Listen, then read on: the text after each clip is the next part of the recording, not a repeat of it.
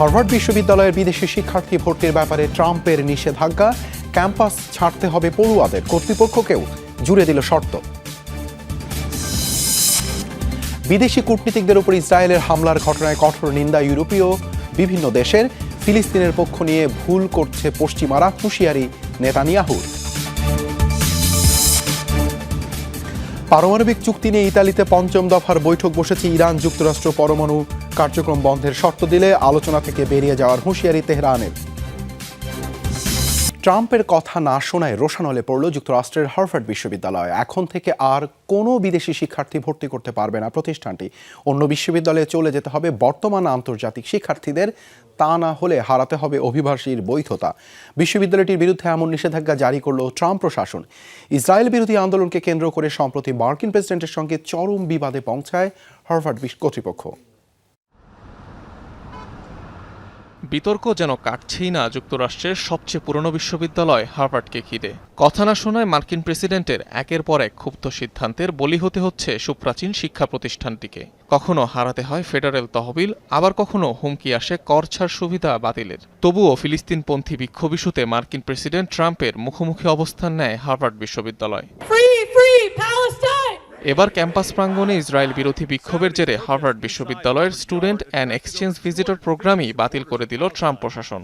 অর্থাৎ আর কোনো বিদেশি শিক্ষার্থী ভর্তি করতে পারবে না প্রতিষ্ঠানটি। অন্য বিশ্ববিদ্যালয়ে চলে যেতে হবে অধ্যয়নরত আন্তর্জাতিক শিক্ষার্থীদের, অন্যথায় হারাতে হবে অভিবাসীর বৈধতা। বৃহস্পতিবার মার্কিন স্বরাষ্ট্র মন্ত্রণালয় থেকে প্রকাশিত এক বিজ্ঞপ্তিতে দেয়া হয় এমন নির্দেশনা, যেটিকে দেশটির অন্যান্য শিক্ষা প্রতিষ্ঠানের জন্য সতর্কবার্তা হিসাবে মনে করছেন বিশ্লেষকরা। আমার মনে হয় ট্রাম্প এদেশের অভিজাত প্রতিষ্ঠানগুলোকে স্মরণ করিয়ে দেওয়ার চেষ্টা করছে যে তারা করদাতা আর ভর্তুকির অনেক বড় সুবিধাভোগী, তাই তাদের আমেরিকান স্বার্থ রক্ষা করতে হবে। তারা বৈশ্বিক কোনো প্রতিষ্ঠান নয়, সেটি যদি তারা হতেও চায় তাহলে এই সুবিধা ত্যাগ করতে হবে। তবে সুযোগটি ফিরে পেতে হার্ভার্ড কর্তৃপক্ষকে বেশ কিছু শর্ত জুড়ে দিয়েছে মার্কিন প্রশাসন। বিগত 5 বছরে বিশ্ববিদ্যালয়টিতে সংঘটিত বিদেশি শিক্ষার্থীদের সকল সহিংস কর্মকাণ্ডের তথ্য সরবরাহ করতে হবে। 72 ঘন্টার মধ্যে দিতে হবে সংশ্লিষ্ট ছবি, ভিডিও অথবা অডিও প্রমাণ। ইহুদি বিদ্বেষ ঠেকানোর অজুহাতে ক্ষমতায় যাওয়ার পর থেকেই শীর্ষস্থানীয় বিশ্ববিদ্যালয়গুলোর নীতিমালা সহ কাঠামো পুনর্গঠনের উদ্যোগ নেন ডোনাল্ড ট্রাম্প। হস্তক্ষেপের অভিযোগ তুলে তা সরাসরি প্রত্যাখ্যান করে হার্ভার্ড বিশ্ববিদ্যালয়। বিষয়টি গড়ায় আদালত পর্যন্ত। দর কষাকষির জন্যই প্রেসিডেন্টের এমন উদ্যোগ, দাবি বিশ্লেষকদের। আমার ধারণা শেষ পর্যন্ত হার্ভার্ড এবং ট্রাম্প প্রশাসনের মধ্যে একটি সমঝোতা হবে, তারপর সবকিছু স্বাভাবিক হবে। এখন যা হচ্ছে তা মূলত আলোচনার টেবিলে এগিয়ে থাকার জন্য লড়াই। বর্তমানে হার্ভার্ড বিশ্ববিদ্যালয়ে পড়াশোনা করছেন বিভিন্ন দেশের প্রায় 7,000 শিক্ষার্থী। অনিক রহমান, যমুনা নিউজ। এবার গাজায় অনাহারে শিশুসহ 24 ঘন্টায় কমপক্ষে 29 ফিলিস্তিনের মৃত্যু হয়েছে। বিশ্ব স্বাস্থ্য সংস্থার সংখ্যা, পর্যাপ্ত ত্রাণ প্রবেশ না করলে আগামী কয়েকদিনে এই সংখ্যা হাজার ছাড়াবে। যে দু একটি হাসপাতাল এখনও সচল উপত্যকায়, সেগুলোতে অপুষ্টিজনিত রোগে আক্রান্ত শিশুদের চাপ সামলাতে হিমশিম খাচ্ছেন চিকিৎসকরা। এরই মধ্যে সীমিত পরিসরে উপত্যকায় ত্রাণ পৌঁছেছে। জাতিসংঘ বলছে এখন পর্যন্ত বিভিন্ন স্থানে 90 ট্রাক ত্রাণ বিতরণ করা হয়েছে। এদিকে ইসরায়েলি আগ্রাসনে নতুনভাবে 51 ফিলিস্তিনের মৃত্যু হয়েছে।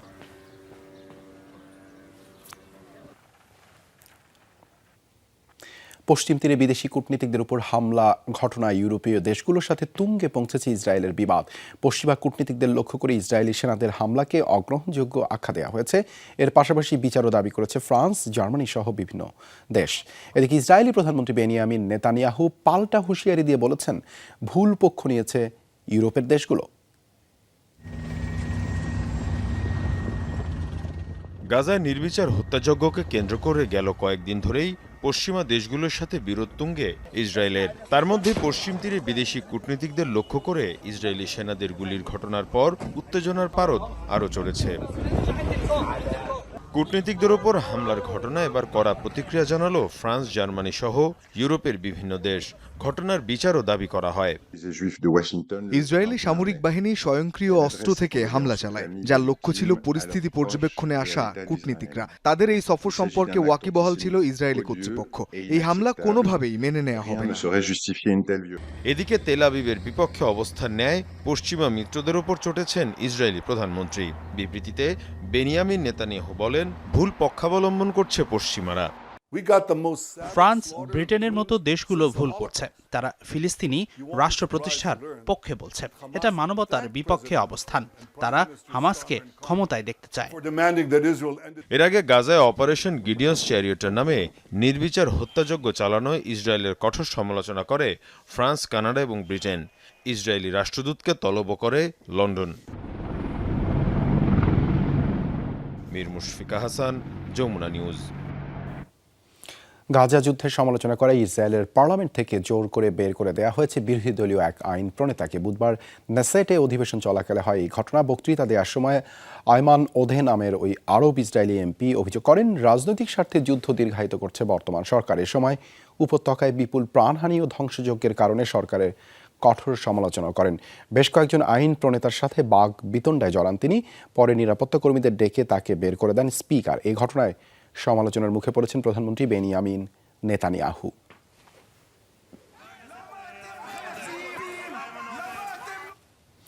এবার গাজায় আগ্রাসনের বিরুদ্ধে আওয়াজ তুললেন ইসরায়েলের সাবেক প্রধানমন্ত্রী এহুদ ওলমার্ট। উপত্যকায় সামরিক অভিযান সম্প্রসারণের বিরুদ্ধে তার অবস্থান। এক গণমাধ্যমকে দেয়া সাক্ষাৎকারে সাফ জানিয়েছেন তিনি। বলেন, এক প্রকার উদ্দেশ্যহীন এবং কোনো প্রকার ফলাফল ছাড়াই গাজায় এখনও অভিযান চালিয়ে যাচ্ছে আইডিএফ। জানিয়ে সবার প্রশ্ন তোলা উচিত। সাবেক এই প্রধানমন্ত্রীর দাবি, যুক্তরাষ্ট্রকে যথাযথ পদক্ষেপ নিয়ে থামাতে হবে ইসরায়েলকে।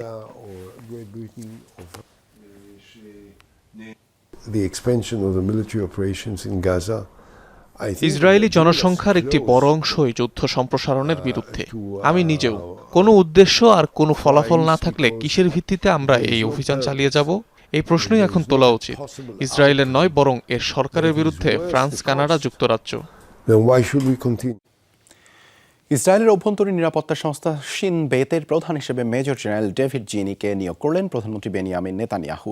গেল এপ্রিলে সাবেক নিরাপত্তা প্রধান রোনেন বারের উপর আস্থা হারানোর অভিযোগে তাকে বরখাস্তের প্রস্তাব দেন প্রধানমন্ত্রী বেনিয়ামিন নেতানিয়াহু। এ নিয়ে পরিস্থিতি ক্রমেই ঘোলাটে হতে থাকলে নিজ থেকেই পদত্যাগ করেন রোনেন। এদিকে নতুন নিরাপত্তা প্রধান নিয়োগের ঘটনায় তোলপাড় তেল আবিব।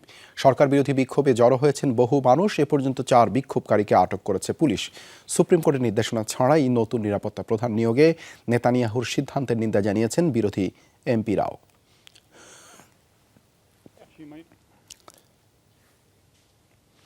গাজায় আগ্রাসনের প্রতিবাদে আবারও ইসরায়েলে হামলা চালিয়েছে ইয়েমেনের সশস্ত্র গোষ্ঠী হুতি। শুক্রবার সকালে দেশটির ভূখণ্ড লক্ষ্য করে মিসাইল ছোড়ে গোষ্ঠীটি। এতে বিভিন্ন স্থানে বেজে ওঠে সতর্কতা সাইরেন। অবশ্য সফলভাবে হামলা প্রতিহতের দাবি করেছে ইসরায়েলি সামরিক বাহিনী। গাজায় আগ্রাসনের জবাবে নিয়মিত ইসরায়েলকে লক্ষ্য করে মিসাইল ছোড়ে হুতি। দেশটির প্রধান বিমানবন্দর আর গুরুত্বপূর্ণ স্থাপনাই তাদের টার্গেট। সম্প্রতি যুক্তরাষ্ট্রের সাথে যুদ্ধবিরতি চুক্তি করলেও ইসরায়েলে হামলা অব্যাহত রেখেছে গোষ্ঠীটি। মতবিরোধ সত্ত্বেও পারমাণবিক চুক্তির বিষয়ে 5ম দফার আলোচনায় অংশ নিচ্ছে ইরান ও যুক্তরাষ্ট্র। এর আগে ইরানের পররাষ্ট্রমন্ত্রী সাফ জানিয়েছেন, নিজ দেশে ইউরেনিয়াম সমৃদ্ধকরণ প্রকল্প বন্ধ করবে না তারা। প্রয়োজনে আলোচনায় অংশ না নেয়ার হুঁশিয়ারি দিয়েছে তেহরান। এদিকে যুক্তরাষ্ট্র জানিয়েছে, ইরানের সাথে চুক্তির বিষয়ে ইসরায়েলের প্রধানমন্ত্রীর সঙ্গে আলোচনা করেছেন ট্রাম্প। নানা তর্ক বিতর্ক, নাটকীয়তা আর অনিশ্চয়তার পর পারমাণবিক চুক্তি আলোচনাকে এগিয়ে নিতে ইতালির রোমে বৈঠকে বসছেন যুক্তরাষ্ট্র ও ইরানের প্রতিনিধিরা। পাল্টাপাল্টি বক্তব্যের জেরে এই দফার আলোচনা হওয়া নিয়েই তৈরি হয়েছিল ধোঁয়াশা। অবশেষে বৈঠক অনুষ্ঠিত হলেও চুক্তির বিষয়ে খুব বেশি আশার আলো দেখা যাচ্ছে না। এরই মধ্যে তৃতীয় রাষ্ট্রের সাথে পারমাণবিক কর্মসূচি চালিয়ে নেওয়ার প্রস্তাবকে স্বাগত জানিয়েছে ইরান। তবে তাদের স্পষ্ট অবস্থান, নিজ দেশে ইউরেনিয়াম সমৃদ্ধকরণ প্রকল্প বন্ধ করবে না দেশটি। এমনকি চুক্তিতে এ শর্ত থাকলেও আলোচনায় বন্ধ করে দেওয়ার হুঁশিয়ারি দিয়েছে পররাষ্ট্রমন্ত্রী আব্বাস আরাকচি। از حقوق خودمون که نمیگذریم. আমরা আমাদের স্বচ্ছতা নিয়ে যথেষ্ট আত্মবিশ্বাসী। ইরান যদি পারমাণবিক অস্ত্র তৈরি করতে চাইতো তবে এতদিনে তা করে ফেলা কোনো ব্যাপার ছিল না। যুক্তরাষ্ট্র যদি এই অভিযোগে ইরানকে পারমাণবিক কর্মসূচি বন্ধ করতে বারবার চাপ প্রয়োগ করে তাহলে তাদের সাথে কোনো রকম চুক্তিতে যেতে আগ্রহী নই আমরা আমাদের পারমাণবিক কর্মসূচি অব্যাহত রাখব। মুশকিল উসুলি। এদিকে ইরানের সাথে বৈঠকের আগে চুক্তি বিষয়ে বৃহস্পতিবার ইসরায়েলের প্রধানমন্ত্রী বেনিয়ামিন নেতানিয়াহুর সাথে ফোন আলাপ করেছেন মার্কিন president Donald Trump. White house জানিয়েছে মতবিরোধ থাকলেও আলোচনা নিয়ে এখনও আশাবাদী ট্রাম্প। এ বৈঠক অত্যন্ত ইতিবাচক কূটনৈতিক সমাধানের মাধ্যমে শেষ হতে পারে অথবা এর ফলাফল রূপ নিতে পারে অত্যন্ত নেতিবাচক পরিস্থিতিতে। এ নিয়ে বেশ কিছু সময় ইসরায়েলের প্রধানমন্ত্রী বেনিয়ামিন নেতানিয়াহুর সাথে ফোন আলাপ করেছেন ডোনাল্ড ট্রাম্প। বৈঠক নিয়ে আশাবাদী তিনি। অন্যদিকে যুক্তরাষ্ট্রের পাশাপাশি পারমাণবিক কর্মসূচি নিয়ে ইউরোপীয় দেশগুলোর সাথে বৈঠক শুরু করেছে ইরান। এরই মধ্যে ইরানের সাথে ইস্তাম্বুলে আলোচনার টেবিলেও বসেছে ব্রিটেন, যুক্তরাজ্য ও ফ্রান্স। সাবরিনা নুসরাত, যমুনা নিউজ। অসত্য তথ্য ছড়িয়ে নিয়মিতই আলোচনায় থাকেন ডোনাল্ড ট্রাম্প। আরও একবার মিথ্যাচারের কারণে সমালোচনার মুখে মার্কিন প্রেসিডেন্ট। শ্বেতাঙ্গ গণহত্যা নিয়ে ভুলভাল তথ্য দিয়ে নাজেহাল করেছেন দক্ষিণ আফ্রিকার রাষ্ট্রপ্রধানকে। সেই ইস্যুতেই উত্তপ্ত গণমাধ্যম, গবেষক আর রাজনৈতিক বিশ্লেষকদের প্রশ্নের মুখোমুখি ট্রাম্প। বাণিজ্য ইস্যুতে আলোচনার জন্য বুধবার হোয়াইট হাউসে যান দক্ষিণ আফ্রিকার প্রেসিডেন্ট সিরিল রামাফোসা। অথচ বৈঠকের শুরু থেকে শেষ পর্যন্ত ছিল শ্বেতাঙ্গ গণহত্যা। দক্ষিণ আফ্রিকার প্রেসিডেন্টকে গণহত্যার অভিযোগে ধরাশায়ী করতে বেশ আটঘাট বেঁধেই নামেন ট্রাম্প। তবে ফ্যাক্ট চেকাররা বলছে যেসব তথ্য প্রমাণ দেখিয়েছেন তিনি বেশিরভাগই ছিল অসত্য। বৈঠকে শ্বেতাঙ্গ গণহত্যা নিয়ে বানানো যে ভিডিও ফুটেজ চালিয়েছেন ট্রাম্প তাতে ছিল অসংখ্য সাদা ক্রস। মার্কিন প্রেসিডেন্টের দাবি এগুলো শ্বেতাঙ্গ কৃষকদের সমাধি। বিভিন্ন গণমাধ্যম বলছে ভিডিওটি 2020 সালে ধারণকৃত। একটি খামারে দুজন হত্যার জেরে হওয়া আন্দোলনে বানানো হয়েছিল প্রতীকী সমাধিগুলো, যেগুলোর কোনো অস্তিত্ব আর নেই। বেশ কয়েকটি পত্রিকার কাটিং দেখিয়েও গণহত্যার অভিযোগ তোলেন ট্রাম্প, যার মধ্যে একটিতে যে ছবি ব্যবহার করা হয়েছে সেটি দক্ষিণ আফ্রিকারই নয় বরং কঙ্গোর। M23 এবং সরকারি বাহিনীর সংঘাতে নিহতদের মরদেহ নিয়ে ভিডিও প্রকাশ করেছিল বার্তা সংস্থা রয়টার্স, যা দক্ষিণ আফ্রিকার দাবি করেন ট্রাম্প। দক্ষিণ আফ্রিকায় কোনো শ্বেতাঙ্গ গণহত্যা হচ্ছে না। বাণিজ্য বিনিয়োগ ইস্যুতে আলোচনা না করে ট্রাম্প বৈঠকে শ্বেতাঙ্গ গণহত্যার উপরই জোর দিয়েছেন, কারণ তার কান ভারী করার জন্য আশেপাশে রয়েছে শ্বেতাঙ্গ আফ্রিকান। এটি স্পষ্ট যে কোনো দেশের উপর নিয়ন্ত্রণ প্রতিষ্ঠার জন্য অপবাদকেও হাতিয়ার হিসেবে ব্যবহার করছেন ট্রাম্প, যা উদ্বেগজনক। এদিকে ট্রাম্পের শ্বেতাঙ্গ গণহত্যার অভিযোগকে ভিত্তিহীন দাবি করছেন দক্ষিণ আফ্রিকার নাগরিকরা। বিশ্বের সবচেয়ে বেশি হত্যাকাণ্ড হয় যেসব দেশে তার মধ্যে একটি দক্ষিণ আফ্রিকা। তবে ভুক্তভোগীদের বেশিরভাগই কৃষ্ণাঙ্গ। পরিসংখ্যান বলছে 1990 সালের পর গড়ে বছরে 40 জন শ্বেতাঙ্গ কৃষক খুন হয়েছেন, যা দেশটির মোট হত্যাকাণ্ডের 1%-এরও কম। দক্ষিণ আফ্রিকায় প্রতি বছর গড়ে 20,000 হত্যাকাণ্ড হয়। মোস্তফা মাহমুদ, যমুনা নিউজ।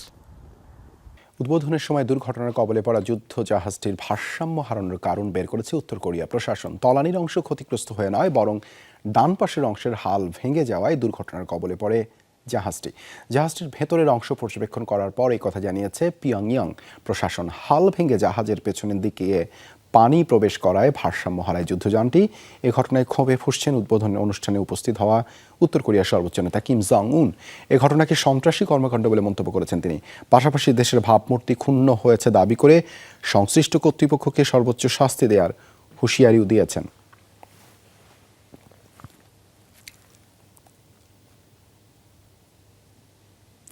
চীনে ছাদ ধসে ভেঙে পড়েছে 600 বছরেরও পুরনো দালান। সোমবার আচমকা খুলে পড়তে শুরু করে চীনের আনহুই প্রদেশে অবস্থিত ফ্যানগাং ড্রাম টাওয়ারের ছাদ। টানা কয়েক মিনিট ধরে বিকট শব্দে নিচে পড়তে থাকে ভবনটির ছাদের টালি। এ সময় ধোঁয়ায় ঢেকে যায় চারদিক। প্রত্যক্ষদর্শীরা জানান সামান্য ক্ষতিগ্রস্ত হওয়ায় গেল বছর পুনর্নির্মাণ করা হয়েছে ভবনটির ছাদ। ধারণা করা হচ্ছে পুনর্নির্মাণ কাজে ত্রুটি থাকার কারণে হতে পারে এই দুর্ঘটনা। চীনের সবচেয়ে বড় ভবনের মধ্যে একটি প্রাচীন এই ড্রাম টাওয়ার, যা আনুমানিক 1375 সালে নির্মিত হয়। এই ঘটনায় হতাহতের কোনো খবর পাওয়া যায়নি।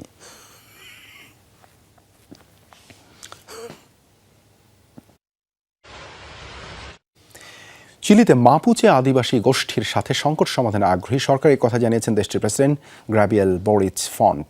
স্থানীয় সময় বৃহস্পতিবার রাতে এক ভাষণে বৈচিত্র্যের প্রতি সম্মান এবং সহিংসতার অবসান ঘটানোর অঙ্গীকার করেন তিনি। তুলে ধরেন দীর্ঘদিনের সংঘাত নিরসনের একটি বিস্তারিত প্রস্তাবনা। চিলির সর্ববৃহৎ আদিবাসী গোষ্ঠী মাপুচের সাথে সংকট সমাধানে 2023 সালে গঠন করা হয় commission for piece and understanding. এই কমিশনই প্রণয়ন করে প্রস্তাবনাটি। এটি তৈরির আগে মাপুচে প্রতিনিধি সহ বিভিন্ন অঞ্চলের 5,000-এরও বেশি মানুষের সঙ্গে পরামর্শ করে তারা। সংবিধানে আদিবাসীদের স্বীকৃতি দেয়া, তাদের ভূমি পুনরুদ্ধার সহ নানা পদক্ষেপ প্রস্তাব করা হয়েছে প্রস্তাবনায়। টিটিপি, বিএল-এর মতো নিষিদ্ধ ঘোষিত বিচ্ছিন্নতাবাদী সংগঠনগুলোকে প্রতিহত করতে পাকিস্তানের সাথে সম্মত হয়েছে চীন, আফগানিস্তান। সন্ত্রাসী তৎপরতায় নিজের ভূখণ্ড ব্যবহার না করতে দেওয়ারও প্রত্যয় জানিয়েছে দেশ দুটি। চীন সফর শেষে এমনটাই জানিয়েছেন পাকিস্তানের পররাষ্ট্রমন্ত্রী ইসাকদার। বুধবার বেইজিংয়ে অনুষ্ঠিত হওয়া 3 দেশের বৈঠক পরবর্তী সংবাদ সম্মেলনে এসব জানান তিনি। এর আগে বৈঠকটিতে বেইজিংয়ের বেল্ট অ্যান্ড রোড ইনিশিয়েটিভ প্রকল্পের মধ্যে দিয়ে চীন পাকিস্তান অর্থনৈতিক করিডোরে যুক্ত হয় আফগানিস্তান।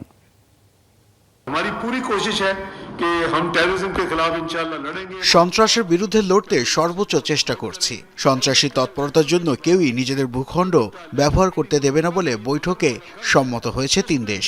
কৃতজ্ঞতা প্রকাশ করছি কারণ টিটিপি, বিএলএ অথবা অন্য সন্ত্রাসী গোষ্ঠীদের রুখে দিতে রাজি হয়েছে আফগানিস্তান এবং চীন। ব্রাজিলের রাজধানী ব্রাসিলিয়া একটি সরকারি ভবনে বোমা হামলার হুমকির অভিযোগে এক ব্যক্তিকে আটক করেছে পুলিশ। বৃহস্পতিবার সামাজিক উন্নয়ন মন্ত্রণালয়ের সামনে একটি সন্দেহজনক প্যাকেট নিয়ে হাজির হন তিনি। দাবি করেন সেটি হাতে তৈরি বোমা। হুমকি দেন বিস্ফোরণের। সঙ্গে সঙ্গে ভবনটি খালি করে ফেলে পুলিশ। লোকটি নানা অসংলগ্ন কথা বলতে থাকেন এবং এলাকা ছাড়তে অস্বীকৃতি জানান। তার সঙ্গে ছিলেন এক নারী ও 2 শিশুকন্যা, যাদের নিজের স্ত্রী ও মেয়ে বলে পরিচয় দেন তিনি। আশ্বাস দেন কোনো ক্ষতি করবেন না তাদের। শেষ পর্যন্ত কোনো ধরনের ক্ষতি বা হতাহতের ঘটনা ছাড়াই ওই ব্যক্তিকে আটক করে পুলিশ।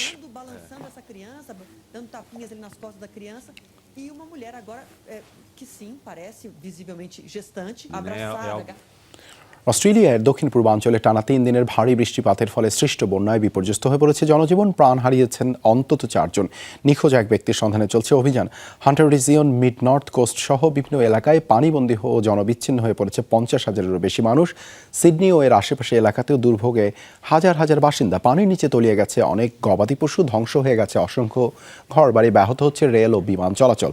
দেখা দিয়েছে বাঁধ উপচে পড়ার আশঙ্কা। বন্যা কবলিত ঘরে ফিরে যাওয়া বাসিন্দাদের সাপসহ নানা বিপজ্জনক প্রাণীর ব্যাপারে সতর্ক থাকতে বলেছে প্রশাসন।